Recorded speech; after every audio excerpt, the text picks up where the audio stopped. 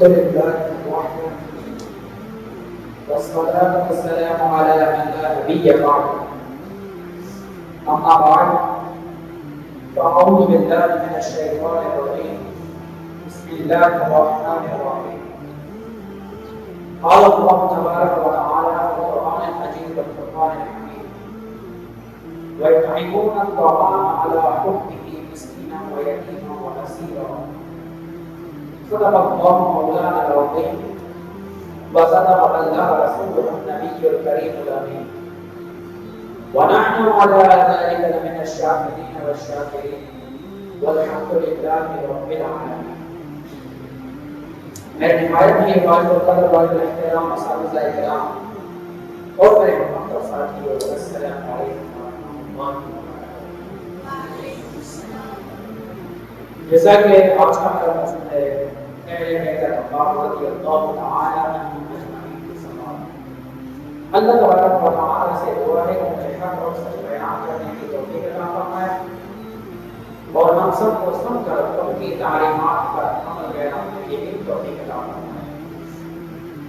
سامعین عزیز، اللہ تبارک و تعالی نے قرآن مجید میں ارشاد فرمایا وَيُطْعِمُونَ الطَّعَامَ عَلَىٰ حُبِّهِ، اور وہ اللہ کی محبت میں کھانا کھلاتے ہیں مسکیناً مسکینوں کو ویتیماً اور یتیموں کو واسیرا اور یتیموں کو. اس آیت کے پسند ہے مسائل کا مسئلہ مطلب اس طرح ہے کہ حضرت ابن عباس رضی اللہ تعالی عنہ سے مروی ہے کہ ایک مرتبہ حضرت امام حسن اور امام حسین رضی اللہ تعالی عنہما علی ہو گئے تو آپ صلی اللہ تعالی علیہ وسلم اور ابو بکر صدیق رضی اللہ تعالی عنہ اور حضرت عمر فاروق رضی اللہ تعالی عنہ کی عیادت کے لیے تشریف لے گئے اور انہوں نے حضرت علی سے فرمایا کہ اے ابو الحسن کاش کہ تم اپنے بچوں کے لیے نظر مانگتے ہیں. تو اس وقت حضرت علی نے فرمایا کہ اگر میرے دونوں بیٹے تندرست ہو گئے صحتیاب ہو گئے تو میں اللہ تبارک و تعالی کا شکر ادا کرنے کے لیے 3 دن تک روزے رکھوں گا. چنانچہ حضرت علی رضی اللہ تعالی عنہ اگلے دن بازار گئے، بازار سے چل گئے اور بی بی فاطمہ رضی اللہ تعالی عنہا نے چوک میں سے آٹا بھرا 5 روٹیاں بنائیں تاکہ سب کے لیے ایک ایک روٹی ہو جائے. تو حضرت علی رضی اللہ تعالی عنہ مغرب کی نماز آپ صلی اللہ تعالی علیہ وسلم کے ساتھ ادا کر کے پھر واپس تشریف لے گئے اور اپنے آگے کھانا رکھا. تو اتنے میں ایک مسکین آ کر اس نے دروازے پر صدا دی کہ اے بیٹے محمد، میں مسلمان مسکینوں میں سے ایک مسکین ہوں، مجھے کھانا کھلائیے، اللہ تبارک و تعالی آپ کو جنت کے دسترخوان سے کھلائے گا. تو حضرت علی رضی اللہ تعالی عنہ نے فرمایا کہ اس کو کھانا کھلا دو اور حضرت علی نے استعمال کے دوران کو کھانا کھلا دیا اور انہوں نے ایک دن اور ایک رات بغیر کچھ کھائے. اسی طرح اگلے دن معمول کے مطابق حضرت علی رضی اللہ تعالی عنہ مغرب کی نماز ادا کر کے واپس تشریف لے آئے اور اپنے آگے کھانا رکھا. اتنے میں ایک یتیم آ کر اس نے بھی یہی صدا لگائی. آپ رضی اللہ تعالی عنہ نے فرمایا اس کو بھی کھانا کھلانا. چنانچہ دوسرا دن بھی ہم کیسے ہوا پانی پر یہ وہ دعا کرتے رہے. تیسرے دن وہ نماز پڑھ کے واپس تشریف لے آئے، اپنے آگے کھانا رکھا ہوا تھا. اتنے میں ایک قیدی آ کر اس نے بھی یہی صدا لگائی. تو حضرت علی رضی اللہ تعالی عنہ نے فرمایا کہ اس کو بھی کھانا کھلانا. چنانچہ 3 دن تک کوئی نہ کوئی سایہ آتا رہا. آپ رضی اللہ تعالی عنہ اس کو واپس نہ لوٹاتے، سب کو کھانا کھلا دیا اور 3 دن تک خود بھوکے سوتے رہے، پانی کا انتظار کرتے رہے. اگلے دن چوتھے دن آپ رضی اللہ تعالی عنہ اپنے نظر فرما کر چکے تھے تو دائیں ہاتھ سے انہوں نے امام حسن کو پکڑا اور بائیں ہاتھ سے امام حسین رضی اللہ تعالی عنہ کو پکڑا اور دونوں کو حضور نبی کریم صلی اللہ تعالی علیہ وسلم کی برکت میں لے کر جمع ہو گئے. ان کے جسم بھوک کی شدت کی وجہ سے بے حد دبلے ہو چکے تھے. آپ صلی اللہ تعالی علیہ وسلم نے فرمایا کہ یہ تمہاری کیا حالت ہوئی ہے؟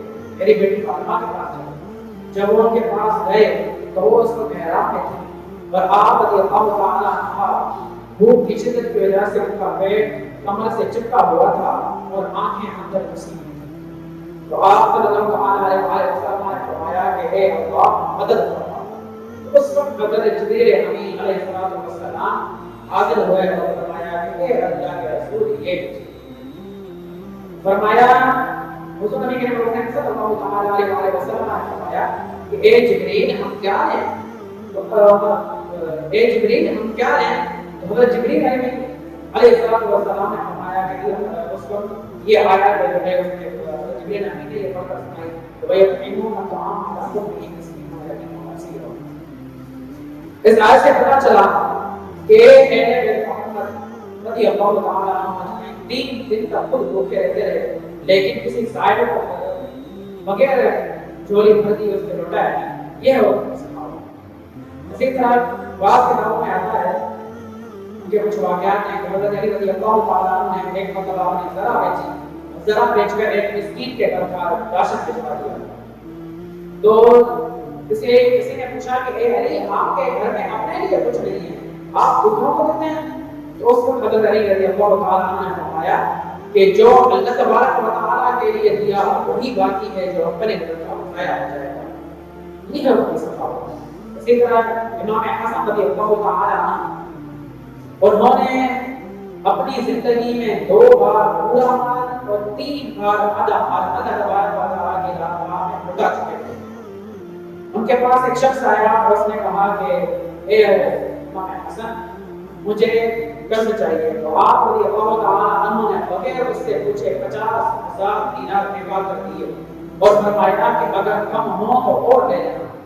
بغیر پوچھے 50,000 دینار، یہ عام رقم نہیں ہے، 50,000 دینار دیے اور فرمایا کہ کم ہو تو اور لے لینا۔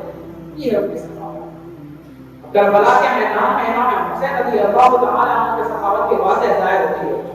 دشمن کا لشکر تھا، پیاسا تھا دشمن کا لشکر، تو آپ رضی اللہ تعالیٰ نے فرمایا کہ یہ ہمارے مہمان ہیں، ان کو پانی پلاؤ، یہاں تک کہ ان کے گھوڑوں کو بھی پانی پلاؤ۔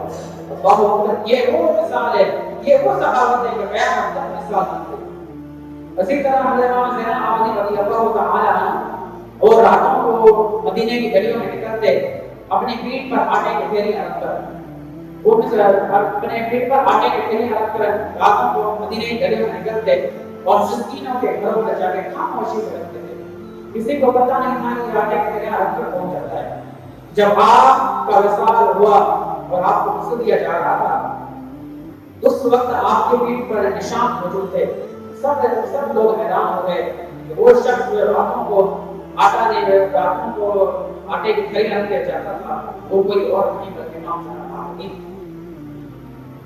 تو سامنے سے جو کہا ہمیں ان سے یہ پتہ چلتا ہے اہل رضی اللہ تعالیٰ عنہ کی سخاوت کہ ان کے تعلیمات وہ یہ تعلیمات دیتے ہیں کہ جو کچھ اپنے لیے رکھا وہ ضائع ہو جائے گا، لیکن جو اللہ تبارک و تعالیٰ کی راہ میں دیا وہ ہمیشہ کے لیے باقی رہے گا۔ ہمیں چند اشعار کا جگہ ہوگا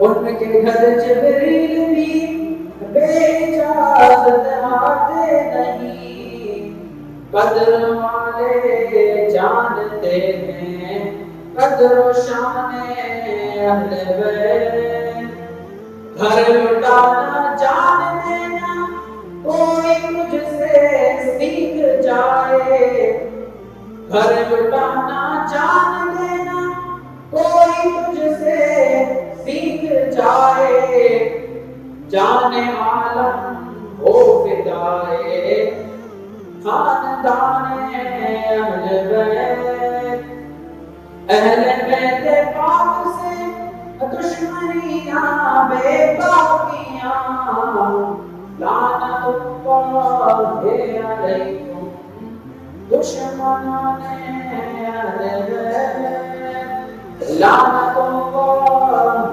علیکم دشمنان اہل بیت۔